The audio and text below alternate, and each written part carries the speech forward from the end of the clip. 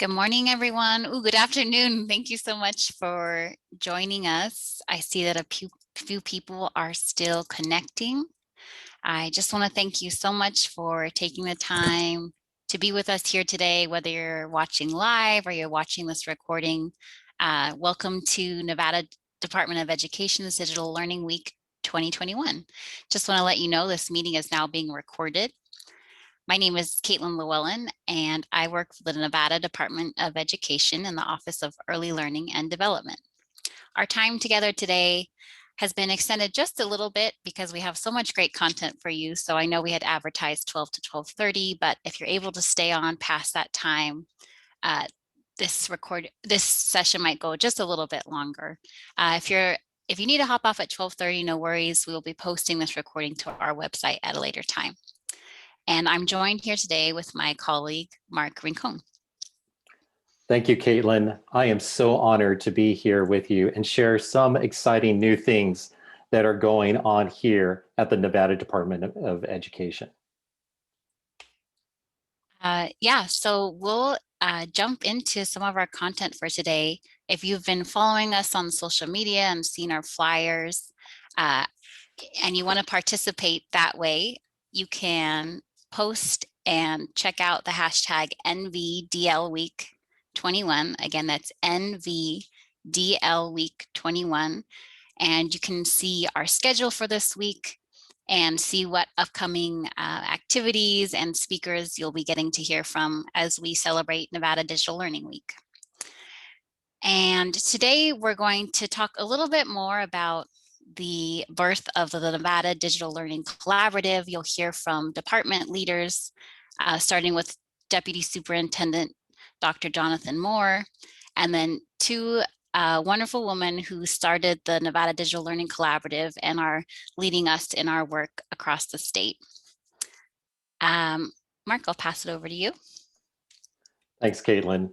I am so excited to tell our guests about the one big thing the agency has developed, and that is with the help of over 100 educators across the state, we have released the Nevada Digital Learning Collaborative. As you all know right now, and you're very familiar with it, that's probably one of the reasons why you're here, is you have heard all the great work that has been going on with the Nevada Digital Learning Collaborative. Yep, and I will make sure we drop this in the chat for our live viewers, but for those of you who are watching this recording, you can access this resource at www.nvdigitallearning.org. And here you can find tons of resources that have been developed by a number of folks, which you'll hear a little bit more from our developers as we play the recordings for you. But I would definitely encourage you to visit this website if you haven't done so yet. Wow, Caitlin, that's a wonderful resource for our educators across the state. And before we get started, we are so honored to have our Deputy Director, Dr. Jonathan Moore, who is going to be sharing a recorded message that he would like all of us to hear this afternoon. And let's go ahead and listen to it.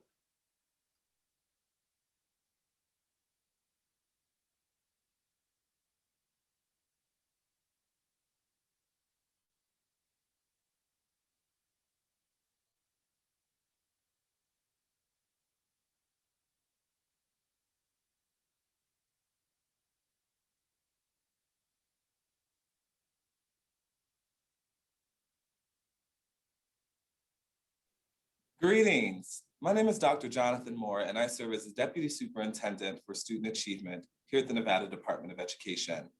On behalf of Superintendent Ebert and our entire staff here at the department, we are excited to have you join our virtual event.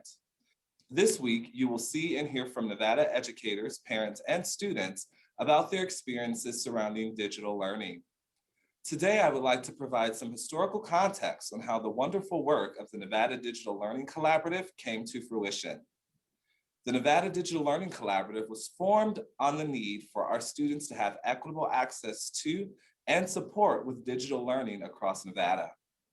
It started with a small group of NDE colleagues and RPDP partners and has grown to over 100 individual employees and educators working together to provide high quality materials that are available to students, families, and educators.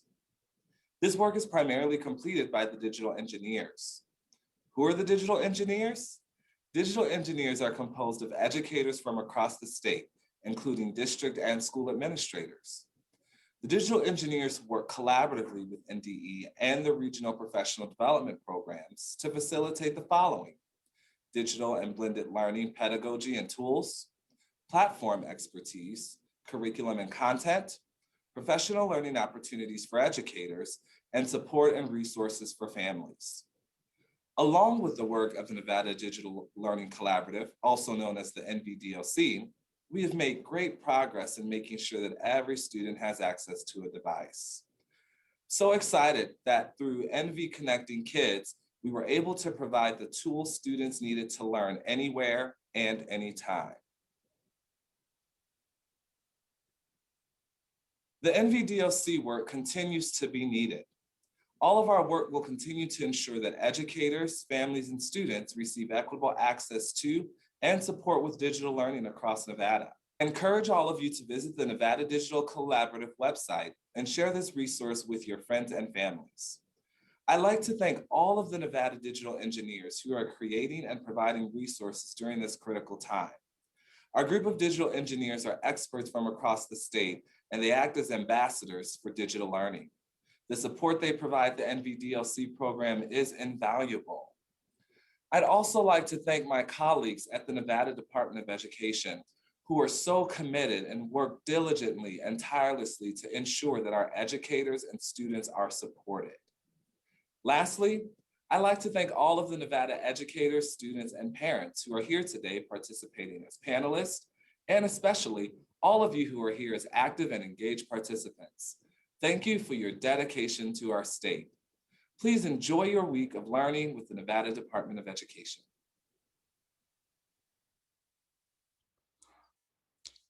Great. Now that Dr. Moore has set the stage for this week, we're really excited to share a little bit more about the Nevada Digital Learning Collaborative. And to do that, you're going to hear from Janie Malorny and Cindy Chang, the two women responsible for creating and leading the amazing work of this team.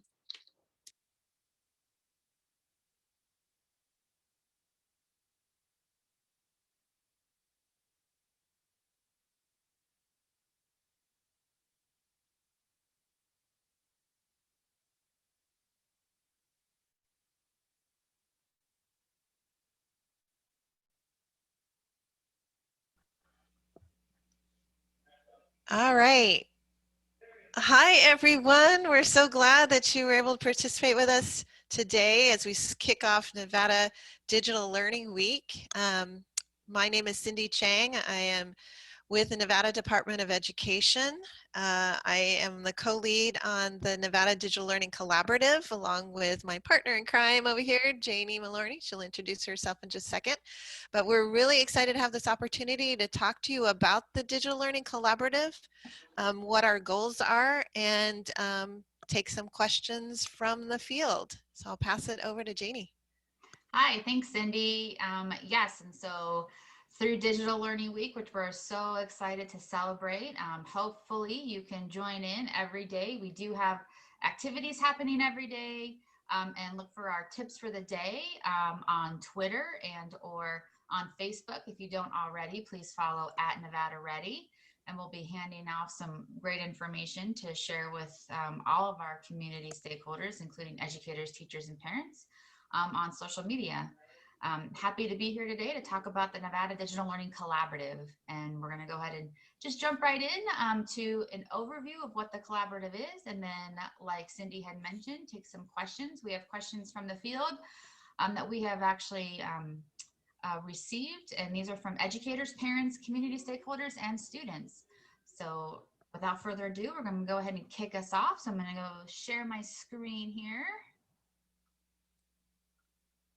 And Cindy, can you confirm that you are seeing this? I see it. We've got it. Perfect. All right. So the Nevada Digital Learning Collaborative. So what are we?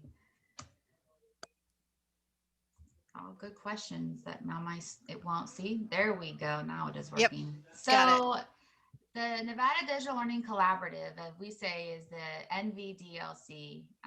And just overall, we're to ensure, and we want to ensure, that every educator, student, and family member has access and support with digital learning across Nevada.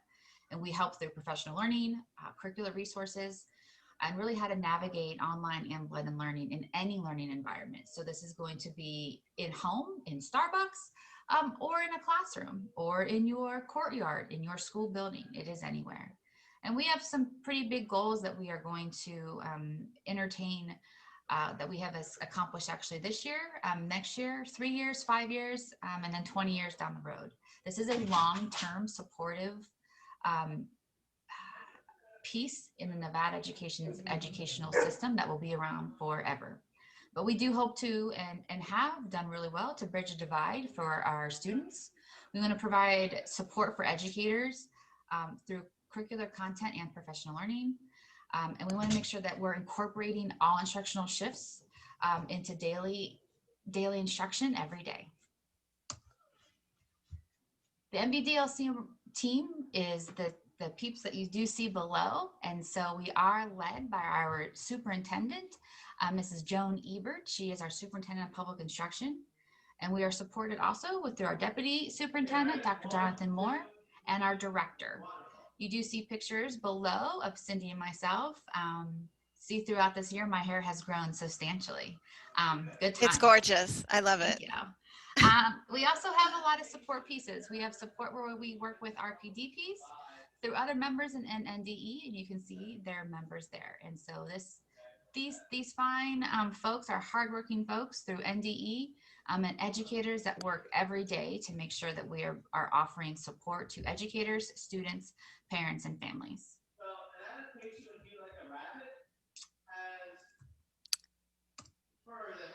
We are also building what we're calling a statewide system, where we're building support through what we have as digital engineers. And these are individuals, educators, that actually help create those curricular resources, which will then lead into digital ambassadors.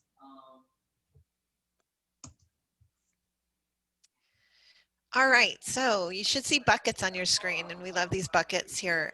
Basically, we're just trying to say where it all began. We created this new system in Nevada where we wanted to make sure on several things that we had covered what our administrators need. What kind of professional development do our teachers need, especially as we, through the pandemic, we had to jump into online learning very quickly. Veteran teachers became brand new teachers overnight. So what were those resources that we needed to get in the hands of those teachers? And then also we talked about one-to-one devices, how we could not move forward with online learning if our students did not have access to devices or connectivity. So this was an area that we needed to build upon as well. We also needed to have a system in place where we could market this and talk about this. And so we created one of our teams who was involved with doing that as well. We had another team who was working on digital tools and getting that out there for our educators and parents as well.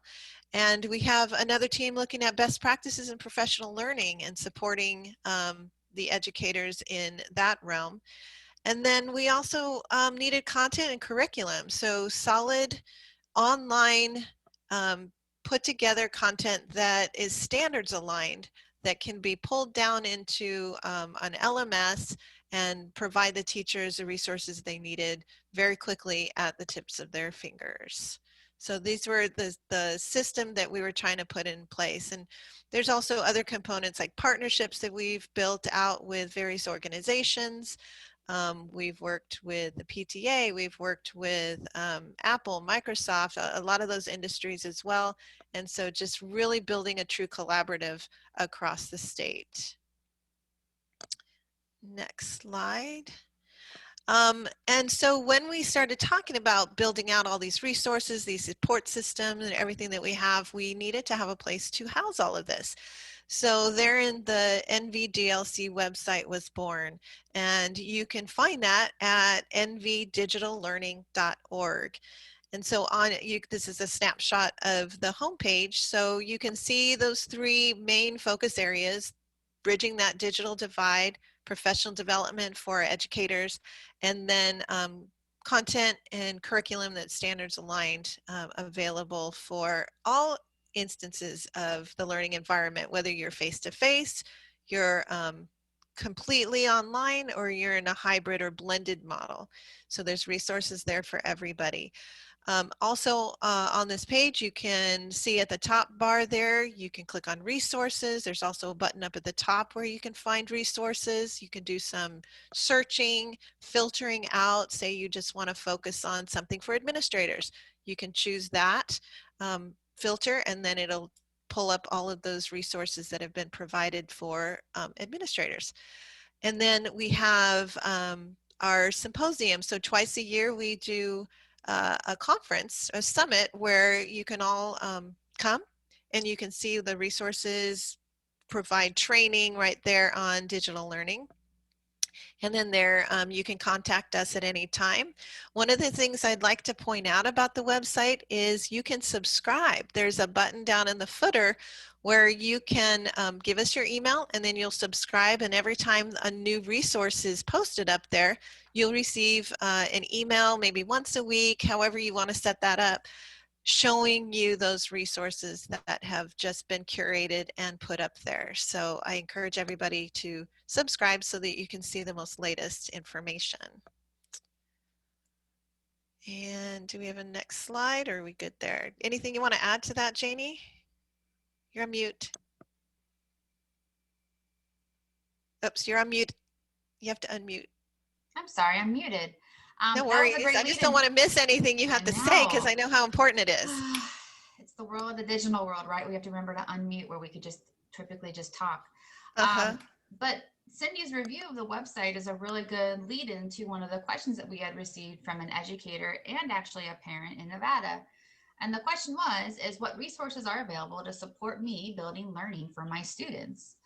And then also, this educator had asked, how do I find exactly what I need, and how do I go about searching for it? So I don't know, Cindy, if you can go into a further explanation of how you can actually utilize the website to find specific needs. Sure. Did you want to pull it up, and we'll share on our screen, and that way we can kind of walk them through on how to find those things. I will absolutely do that. So if you want to go and get started as I do. Perfect. You bet. Yeah, so like I kind of said, at the top right-hand corner, you can search all resources. It's a really quick, easy button to find, so you don't have to go looking anywhere else. We do on the home page have like the latest resources that have been posted, so you can scroll down on the home page and see that. You can further down on the home screen, there are some common searches. So I think it's educators is on there, so you can see all of the latest resources specifically for educators. These change regularly, so there may be some parent specific searches that seem to pop up and be more prevalent, so then those will show up on the front page. But the good thing to know is no matter what page you're on or whatever resources that you're looking at, the search bar is always going to be on the right-hand menu. So you can either search by a keyword. So say you want to put in, again, just say math, okay, or even middle school math, for example. Then that will pop up. Or you can put in or choose from a category of resources. Yeah, so Janie, I see it now. Can you click up on the top there where it says search resources, that green button in the top right? So that is the real quick way to get to any resource that you want. And then once that loads, then you can see here's a bunch of them. Well, it can be overwhelming because we've got thousands of resources on there for digital learning. So as you can see on the right, you can translate into any language that you want. So all of this can be very, very easily put into numerous languages. Or you can put under search that keyword that I was talking about. or you can search categories with the drop down, and you'll see like how many items that we have. For example, administrators, we have about 50 that are under that category. There's ELA. If you're interested in Canvas, there's some Canvas resources, all kinds of things. So that's the way that you can search and find exactly what you need. That was a great question. I don't know who asked that, but that was awesome.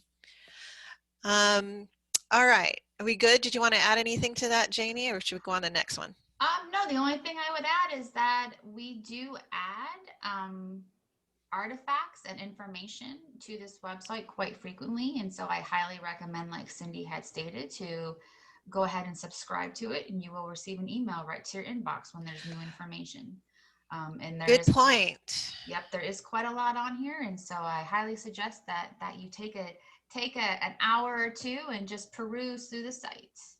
On that note, scroll down to the very bottom. Let's show them where that subscribe button is, just in case. I think it's in the footer. So right there here. under important links, subscribe for updates. Sweet. All right. Thank you. And it's really quick. We just want your email. Where do you want it sent? That's all. All right. Perfect. Okay. So let's go on. We have another question from an educator. And this educator is asking, is the NVDLC going to stay, or was this just a response to the pandemic? Ooh, I like that question. Yeah, that's a great question. I'll start us off. So the immediate response was a response to the pandemic, where we knew we needed to provide immediate support to our educators, parents and families, and students, because we were going into a situation that was really unknown to many of us.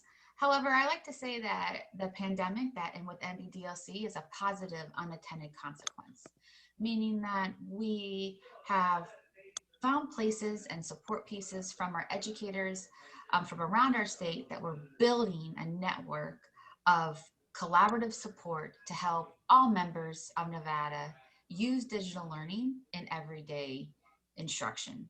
Because we do want our students to be globally prepared and to be future ready. And in order to do that, we have to ensure that digital learning becomes a daily component of instruction. So to that question outright, is it staying? It's absolutely staying.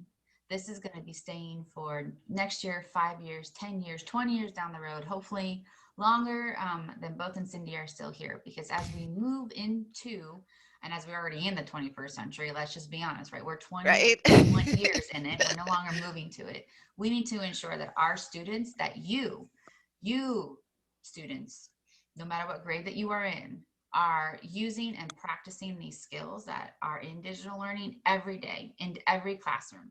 And that skills are transferring not only from math to ELA, to science class, to civics class, to computer science, but that you are seeing how and why these skills are important and how they're going to help build you to be a productive member of our community.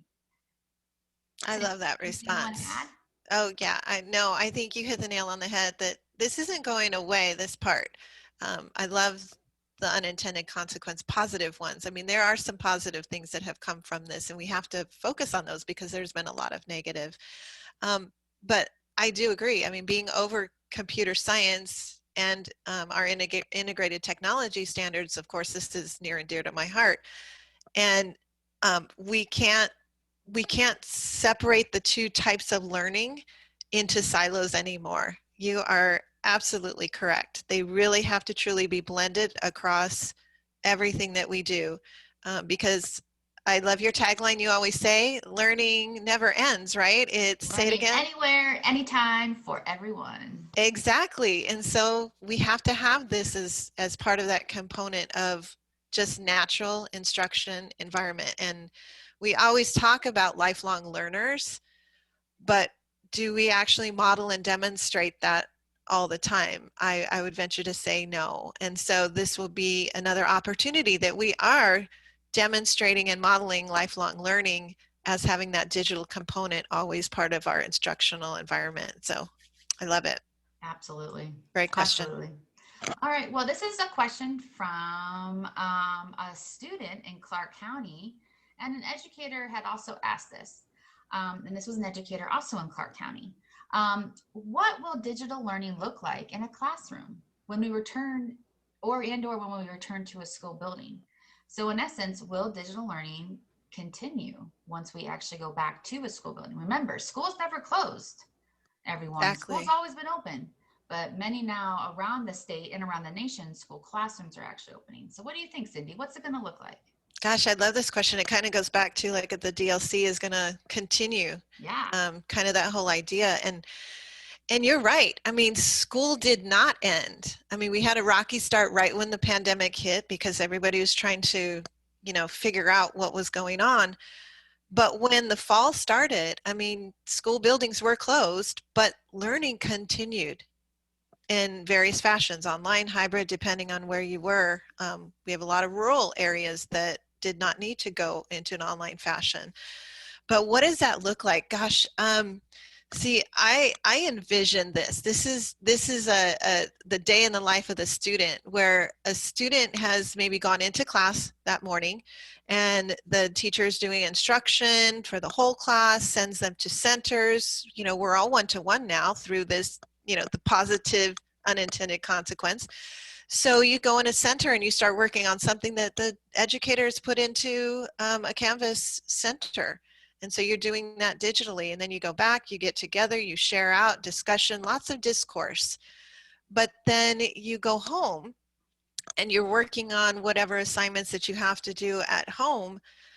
But then you're like, well, what was it that the educator, what did my teacher tell me in the classroom and describe this math problem, and how is that supposed to work? Well, I can have that all in my LMS, my learning management system. So when I'm at home, I can review again what the instructor said, plus additional resources that she gave me to help me get through. Because, as a student, I'm sorry, my mom doesn't remember how to do a lot of that algebra. And so having that extra support outside of the classroom in that digital platform is really going to help me to understand and take that in.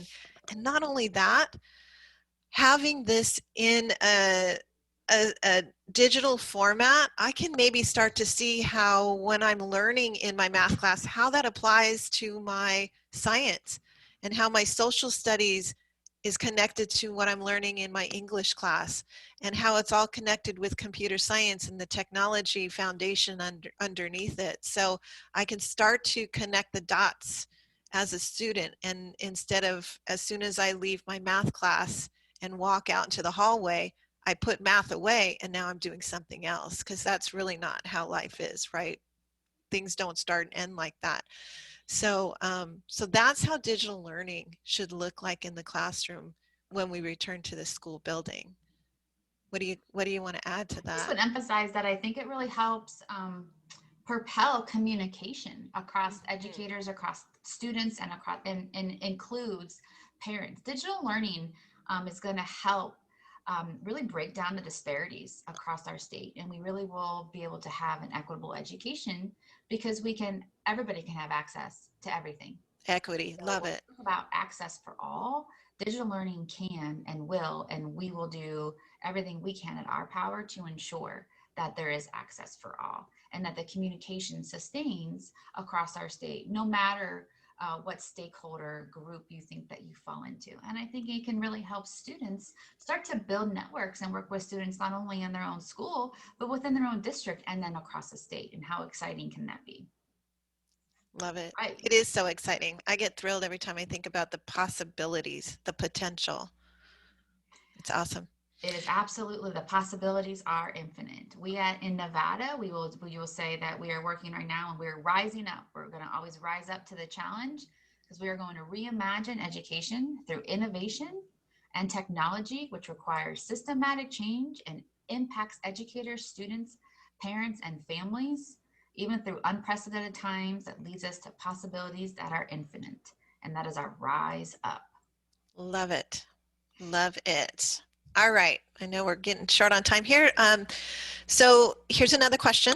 It came from a community member. How is the Nevada DLC going to support learning in 2021 and beyond? Great, Cindy. I'll start with that. I think that we are really looking at the future. And when we talk about really ensuring our students are globally prepared and future ready, we know and we recognize that digital learning components is right up there in the forefront.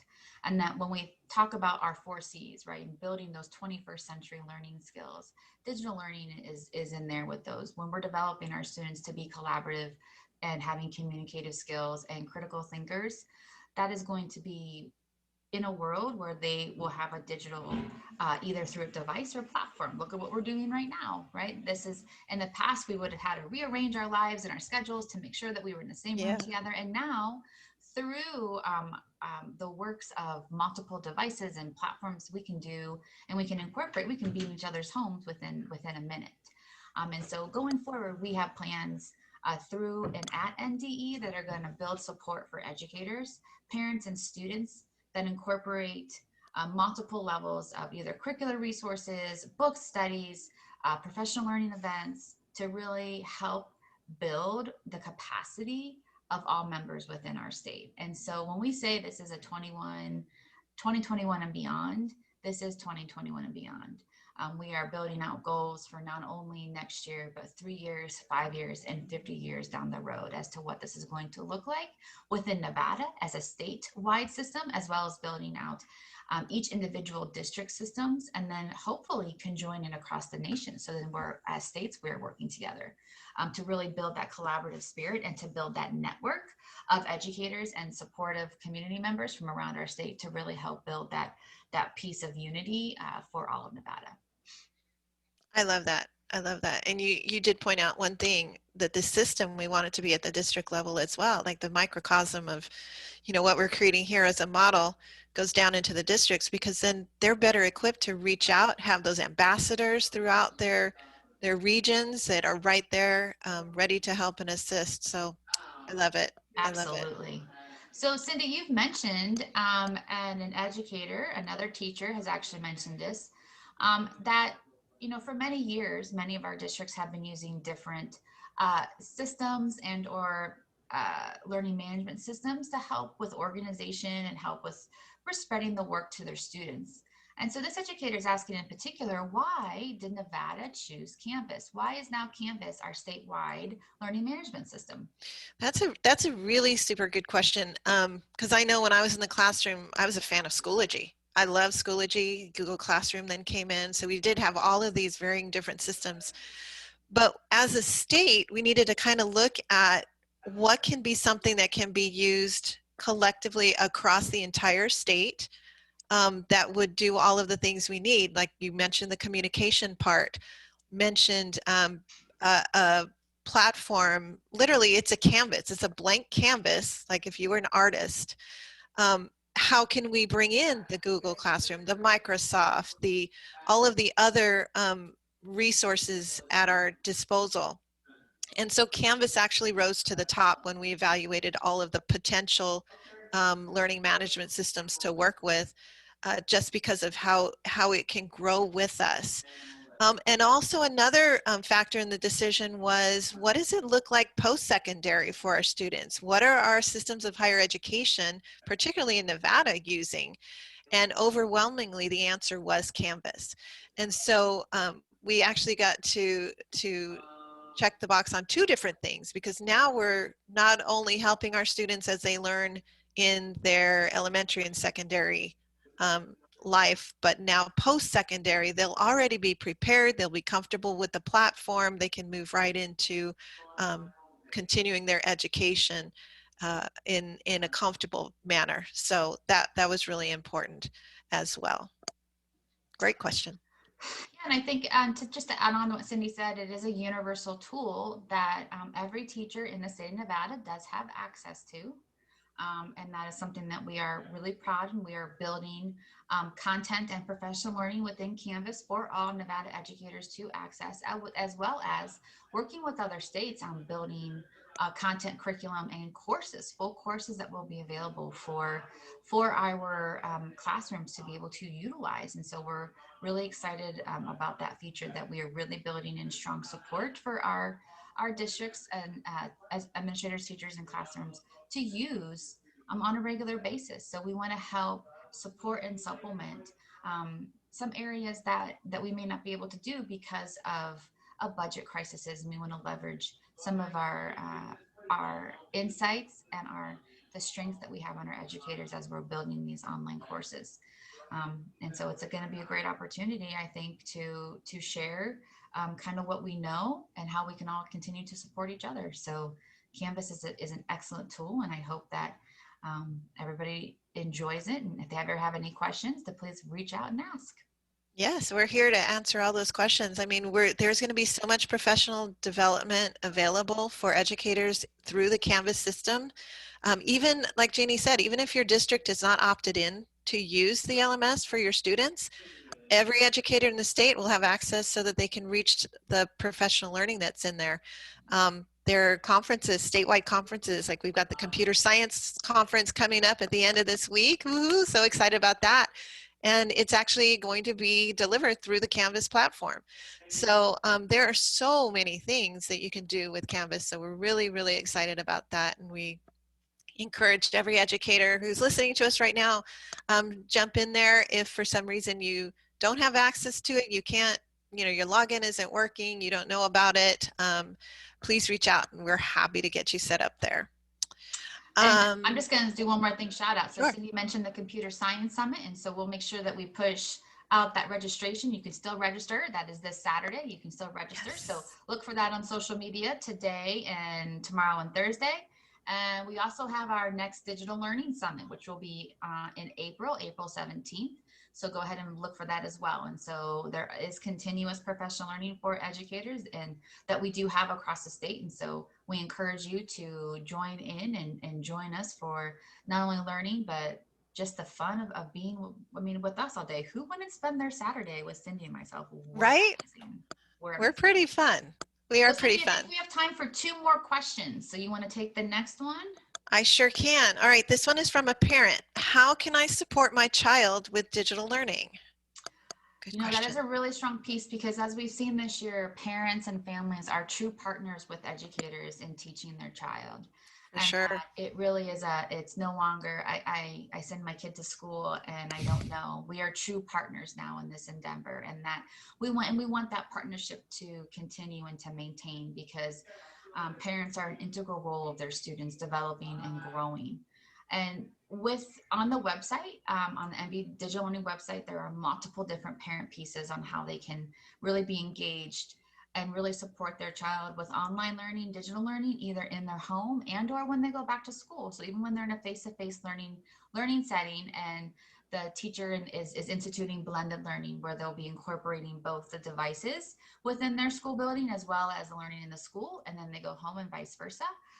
There's multiple sources to help a parent navigate those waters, as well as how a parent can include and be inclusive with learning on Canvas, as well as with Discovery Education, the learning experience that we have in Nevada for all schools and districts to utilize. So there are multiple ways that a parent can communicate and support their child. One of the biggest, I think, pieces of advice that I would give a parent right now too is to have that communication function with not only their students' teachers, but also with all their teachers and all their friends, with their school, with the administration, and how you can reach out.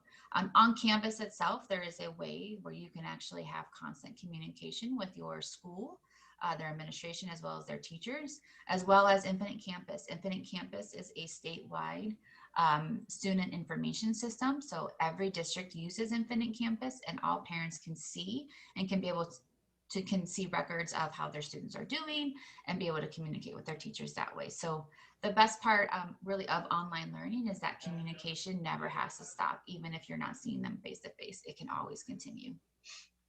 I love that. I love that you brought that out. Also too, I think sometimes parents feel like they aren't comfortable with some of the tools that the students are using. They don't understand, what is this Flipgrid thing? What is Jamboard? I don't know what this means.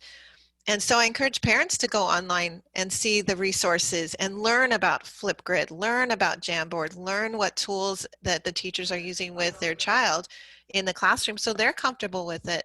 And just like you said, jumping on Canvas as an observer, keeping track of what's happening, just building that relationship with the school and with the teachers.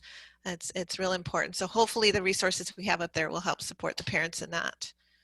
Absolutely. So, All right. Well, last question. okay.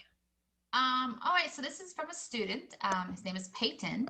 He is a middle school student in Southern Nevada. And his question really is really interesting, and it does make us think a little bit. And he just said that, you know what, this year, he's had a hard time. He's new to middle school. He's had a hard time meeting and making new friends because he had not got to go to school yet because he's now in 6th grade. And so he said, how can you help with building student connections digitally? How can we do it in a safe way? And he also said, how can online learning be more engaging? So instead of being talked at sometimes by teachers, how can we do it where they can talk to each other and they can still build that discourse? I thought this was a really powerful question that It sometimes sure I think we take is. for granted, but It is like they start school and they stand by the locker and that's where they make their first yeah. friends and they You're talk. I so mean, old school, stand by your locker. I don't even know if you you're even talking. do. Well, I taught high school, so I'm sure it's like that in middle school too, but still, it's But like you, they don't have lunch together. They just have right. passing. So what do you think, Cindy? How do you think that we can support students with building online connections and where they can meet peers and in a safe way? Because we want to ensure that our students are always safe. Absolutely. Yeah, so like I said, I taught high school, so we had a lot of those opportunities where, you go in the lunchroom and you chat and, you sit out in the tables and you've got your group of friends and, or you had assemblies and you had, the different clubs after school that you would communicate. So I think we have to be more intentional on building those safe places, those safe spaces where the students can get together. I mean, for example, you wouldn't have a club set up in your classroom and then leave. So we still need the educators, administrators kind of monitoring and hanging out and being part of that safe space. But we need to really build it where it was kind of like organically created in person. We have to put some thought behind it and build out those opportunities for engagement, students to student. And so, gosh, I love that question, Peyton. That is so good. And it's like when everything happened, it was like, well, we've got to focus on our education. We have to focus on our standards and getting our kids taught, but we can't forget about that extra culture, right? The culture of everything. So I love that. Yeah, I think that we need to be, I think you said the word intentional. We need to be definitely intentional and be inclusive so that all students feel that they belong and that they're welcomed no matter the learning setting. And I think this is an opportunity us to build and to show our students and to teach our students what the online protocol is for building an online community to work and share with each other. So no matter the age, we're building that online community and presence for them to be able to sit and talk together and, and have online lunches or a virtual lunch break or, Yeah. virtual group work where we're working on homework or a project together, and that it's okay. But I think we as educators have to have a bit of a shift. Whereas when we're in our classroom, right, we teach our students how to do group work and how to work together. We have to do the exact same thing through online digital breakout rooms. And so I think in today's time in 2021, there are so many online digital tools that are available and free to use to help really build that engagement. And I think as we're building those learning designs and as educators are thinking about how we're going to deliver the standard and how our kids are going to master that standard, we need to think about the end product a little bit differently and how we assess our students differently. And that we ensure that our students have that opportunity for performance tasking and creating discourse and making meaning out of what we do. Because we know when we're actually doing something, we're actually understanding what we're doing. And we have to give our students that time and space to figure that out. And we need to potentially forget about learning is not on a timeline and that learning is different for everybody. And we need to honor that in our students. Something that I have said through this entire pandemic is I always add my email before I have my signature line, but I always say thank you for your patience, grace, and flexibility. And as we're going Absolutely. through this instructional shift, we do need to honor that within our educators, our families, and our students, that we need to be patient. We need to have grace with everybody right now, because there's a lot of new, and there's a lot of maybe not new for some, but new for some. And always be flexible. We never know what's going to happen, and our learning isn't roped in. It's not on a timeline. It's not in a box. Learning is learning, and it is different for everybody. And I think that we need to just recognize that. But I think this question from this sixth grader is really, really real, because when you're a sixth grader and you're 11, 12 years old, right? You go to school because of your friends. Yes, that's You go to what school keeps you because there. yep, you want those social connections. And so we need to make sure that we bring in those social connections and that emotional learning support for our students and educators on how they can work and build their school life together, because it is an educational journey. And just because it's not in a school building doesn't mean it ends, right? It's Exactly. just It beginning. keeps going. It's just beginning. I love that. Well, these were such great questions. We are definitely out of time, but I just loved it. This was great. It was so good to hear from everyone out there and all of the concerns that they had, and hopefully this was helpful. Janie, I know I had fun. Absolutely. So, and you'll see behind me, you can go ahead and reach me anytime with my email, and Cindy Chang would do the same. And so she is just cchang@doe.mv.gov, but you can go ahead and reach us at any time. You can also reach us through the website, and we'll make sure that this recording is available. So glad to be here. And you know what? You guys have a wonderful, wonderful day. And thank you for listening and learning about the collaborative. Thanks so much. Take care and be well. Thank you, guys. Bye-bye. Bye. Awesome. As Mark exits out of that screen, I hope that you found that video to be informative and answered some questions you've had about digital learning and the work of the collaborative. Just to quickly further highlight the work of the NVDLC, we wanted to share an upcoming webinar opportunity that's being put on by one of our digital engineers. Yes, Caitlin, we have some great individuals, talented individuals that are working with us to create some great webinars. And today we actually have one that's going to be starting at 3:30 p.m. this afternoon. It is by Sarah Desart. Sarah is a technology coach from the Elko County School District, and she is doing a live Zoom call where you can get your questions answered about Google Tools. So today from 3:30 p.m. to 4, she's going to provide some tutorials on how to make your Google Forms more engaging for your students. We heard that statement or that word, engaging, from Cindy and Janie. And then from 4 to 4:30, she's going to have a Q&A session on Google Slides. So amazing opportunity this afternoon. And we recommend that you join us at 3:30 p.m. this afternoon. Awesome. And for other upcoming webinars and opportunities, you can also visit our nvdigitallearning.org website. Again, thank you so much for joining us today. We were so glad to have you here with us during this time, or if you're watching it at a later time, thank you for tuning in. Remember to tune in tomorrow at the same time to hear more from some of our NDE colleagues about the behind the scenes of the work of the digital learning, at the state level. Thank you for being here this afternoon, and have a great day.